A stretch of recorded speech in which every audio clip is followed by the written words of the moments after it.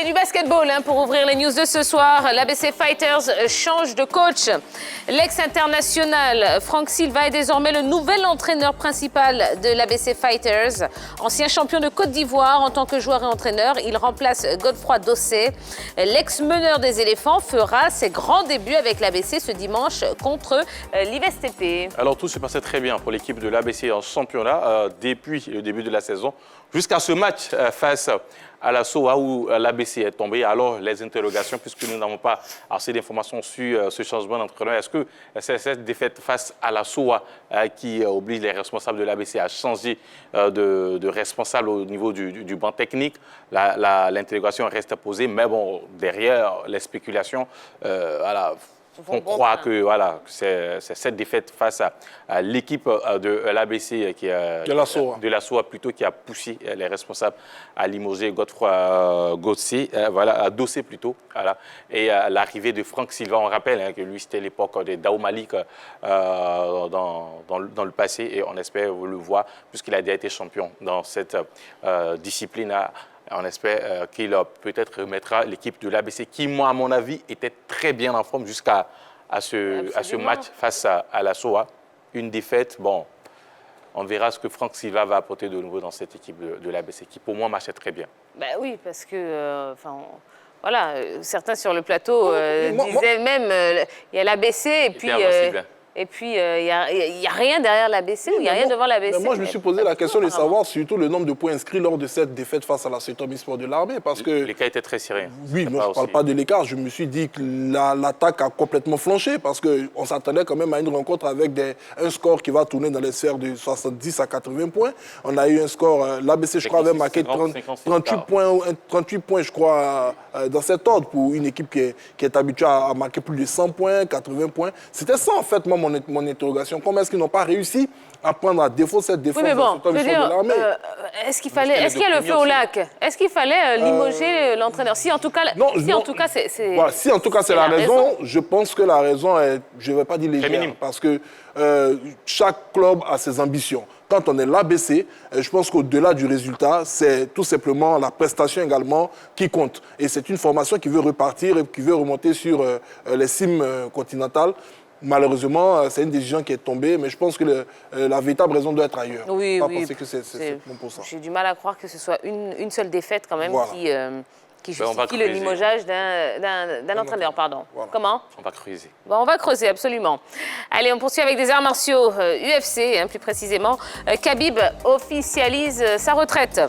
Le Russe Khabib Nurmagomedov a confirmé ce vendredi la fin de sa carrière en MMA. Invaincu en 29 combats, le champion des poids légers de l'UFC laisse son titre vacant. Le désormais ex-athlète de 32 ans a choisi de rester fidèle à la parole donnée à sa mère de ne plus combattre après le décès de son père, Abdul Manap, des suites du coronavirus. Oui, c'est un monstre sacré du MMA qui met fin à sa carrière. Il a exprimé sa gratitude à toute l'équipe de l'UFC. Il a remercié ses fans et ses partenaires d'entraînement sur Instagram. Il faut dire que Khabib Nurmagomedov, c'est un véritable champion. Il a battu plusieurs records. Il reste le plus dominant de l'histoire en ce qui concerne le MMA. Le plus long règne de champion des légers en 931 jours. C'est magnifique. Le plus grand nombre d'amenés au sol en un seul combat à l'UFC. 21 éliminations, 28 tentatives en seulement 3 rounds. La plus longue série de victoires de la catégorie à l'UFC, 13 victoires, c'est une véritable machine. Le plus grand nombre de défenses de ceinture de la catégorie, 3 précisément, et 2 petits rounds perdus en 29 combats. Eh bien, vous dire que c'est un monstre. On se demande si Jean-Philippe Auréa ou Henri Jo pourraient faire face à ce monstre sacré du MMA. La question reste posée en tout cas.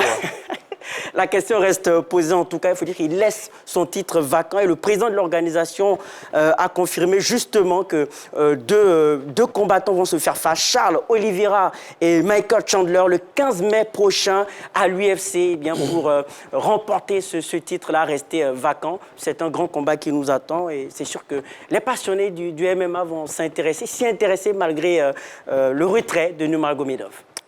Allez, on reste dans les sports de combat et de la boxe. Cette fois-ci, Mike Tyson remonte sur le ring. Sorti de sa retraite en novembre 2020 pour un combat contre son compatriote Roy Jones Jr., soldé par un nul. Mike Tyson va remonter de nouveau sur le ring.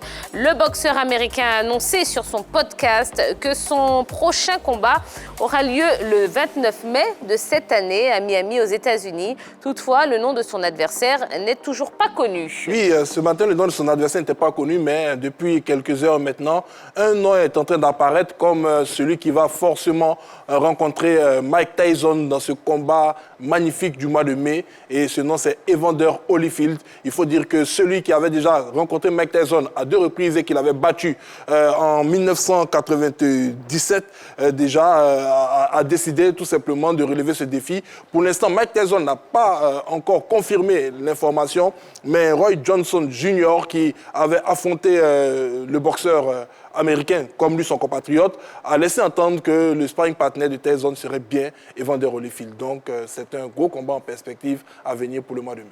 Des combats de vieux. Pardon? Des combats de vieux. Oui, des coups quand même un peu lents, mais des coups quand même. Ça fait toujours plaisir de revoir Mike Tyson, je suis désolée. Allez, on ouvre notre page football par une mauvaise nouvelle. Oui, décès de Yoro Alphonse. Yoro Alphonse, ancienne gloire de la SEC Mimosa dans les années 60-70, est décédé mercredi des suites d'une longue maladie, a annoncé le club jaune et noir sur ses plateformes numériques. Surnommé l'Américain, il était âgé de 75 ans. Et bien, toutes nos condoléances à la famille et à tous les fans de Yoro Alphonse. La fédération sénégalaise accuse la France, après l'annonce mercredi des clubs de Ligue 1 et de Ligue 2 de retenir leurs joueurs internationaux n'appartenant pas à une sélection de l'Union européenne lors des prochains matchs de la prochaine trêve internationale. La fédération sénégalaise de football a réagi vendredi. Elle estime que cette décision était d'une nature totalement discriminatoire et contraire au règlement de la FIFA. En Ligue 1, San Pedro accueille une nouvelle recrue. Le FC San Pedro a annoncé la signature de Diarra Ousmane, un milieu défensif de 18 ans, en provenance de la réserve du club Chamois Niortais de France. Il a paraphé un contrat de 3 ans chez les Pétrussiens. Alors, aspirant au titre cette saison, le FC San Pedro a mis les bouchées doubles pour pouvoir atteindre cet objectif-là. Alors, pour ce faire, ils ont recruté le milieu défensif Diarra Ousmane. On s'est demandé pourquoi porter ce choix-là sur quelqu'un qu'on ne connaît pas, un joueur qu'on ne connaît pas véritablement. Le directeur technique du FC San Pedro a répondu que ce joueur-là correspondait à la politique du FC San Pedro, qui était de déjà détecter des talents qui étaient peu connus, peu médiatisés pour pouvoir en faire des stars du football ivoirien et pourquoi pas du football mondial. Alors, par rapport à sa marge de progression, il a affirmé que c'est un joueur qui a une large marge de progression puisque quand on les recrute, ils ont 15 jours pour prouver si oui ou non ils sont aptes à pouvoir jouer dans le club de FC San Pedro. Et jusque-là, le directeur technique a affirmé que ce joueur-là avait une large marge de progression. Concernant la deuxième recrue du FC San Pedro, Condro Quadio Emmanuel Godwin. Alors lui, c'est son premier contrat professionnel avec le FC San Pedro. Il était à Boaké au centre de formation Acier de Gonfreville. Donc déjà, il fait ses premiers pas dans la sphère professionnelle du football ivoirien. Et à cela, il y a une troisième recrue qui est Adjali Bosovi Moïse qui vient du Togo, club de Gomido de Palimé. Donc le FC San Pedro a en sorte 3 grosses recrues. On attend de voir ce qu'elles vont prouver lors de la reprise du championnat. D'accord. Allez, on termine les news de ce soir avec les condoléances de la FIFA à la Côte d'Ivoire.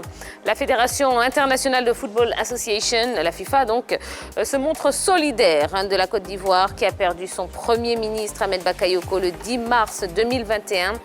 En effet, Gianni Infantino et ses collaborateurs ont adressé un courrier de condoléances à la Fédération ivoirienne de football, à la Côte d'Ivoire et à la famille du défunt. Voilà en ce qui concerne les news de ce soir.